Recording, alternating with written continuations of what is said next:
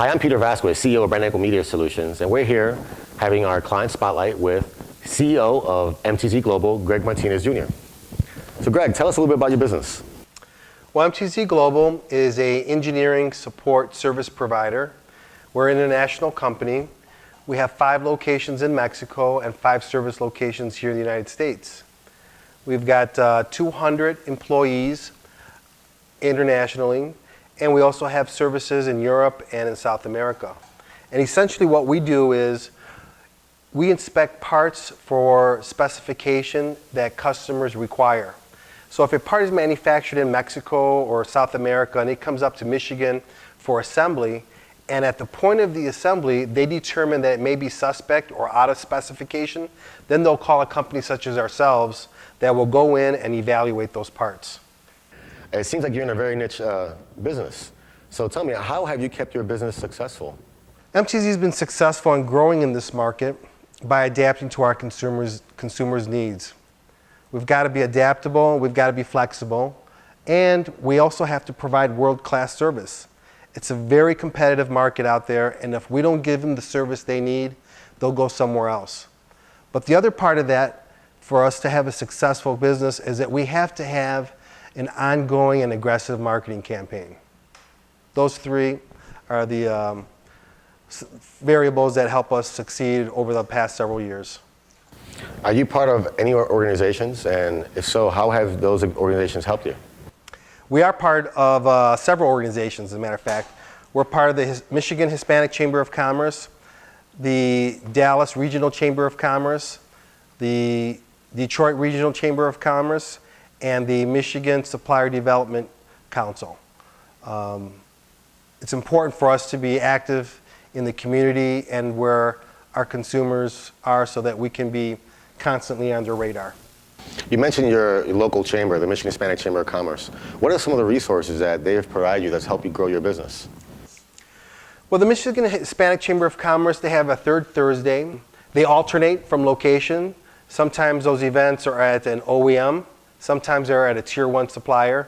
And I'm sorry for using acronyms, but an OEM may be a Chrysler, a Ford, a Navistar. A Tier 1 is somebody who's a supplier to one of those car manufacturers. What kind of growth have you seen with partnering with Brand Echo as your online community manager? Before we engaged your services, we had a static website that we rarely change. We put it up there and we just let it go to work. And that may have worked well for us for maybe the first 2, 3, 5 years. And we got 3 customers per year. But the conditions have changed and we kind of fell behind, and we sought out a company such as Brand Echo Media.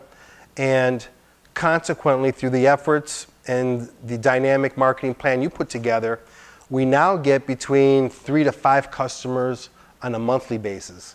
So I would say that's a phenomenal and beyond our expectations what we were requesting from Brand Echo Media. So we're very happy with that. How are those new customers that you're acquiring, how are they communicating with you?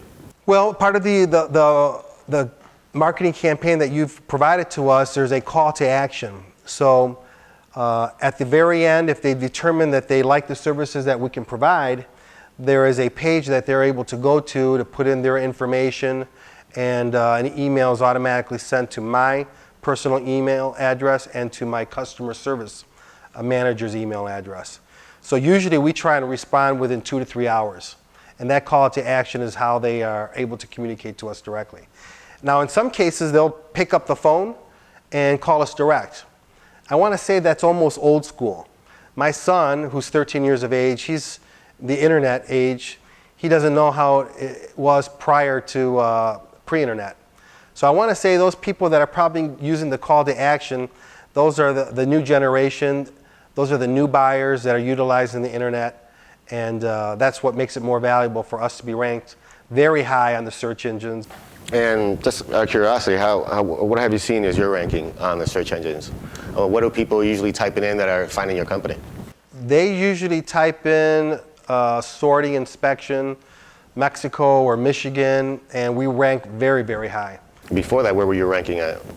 We were probably on the 3rd page. 3rd page? 3rd or 4th. Okay, so now your people are just finding you typing in some keywords about your business. Now, you've mentioned a lot of these companies, OEMs and tier one suppliers. Do you feel that being found on the internet is important to your business? Absolutely, it's important. If you're not using the internet today to do marketing, it's akin to using the horse carriage and not adapting to the technology and environment that's out there. So for us, it's critical. If you're a small business, prior to the internet, you may have been regional, for sure local.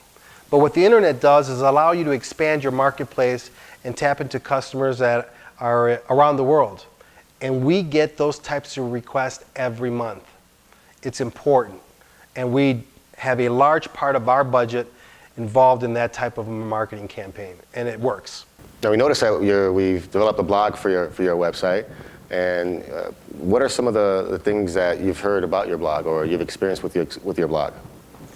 Well, Peter, that's part of our marketing campaign.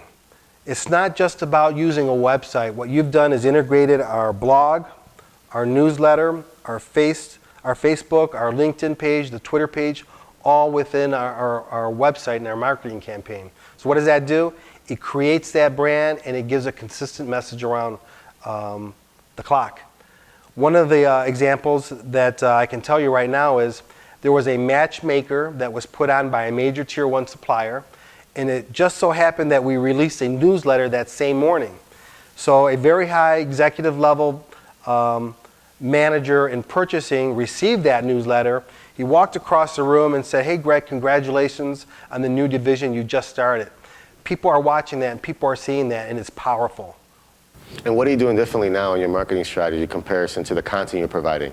Before it was, would you agree that before you were more selling your services in comparison to what are you doing now?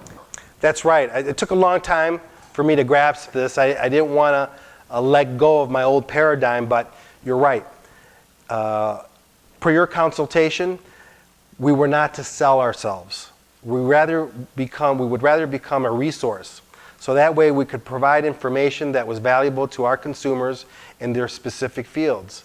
And they would come to our website and get that information on how to have cost savings, how to prevent more mistakes, how to implement poke yolks, how to do the FEMAs, etc.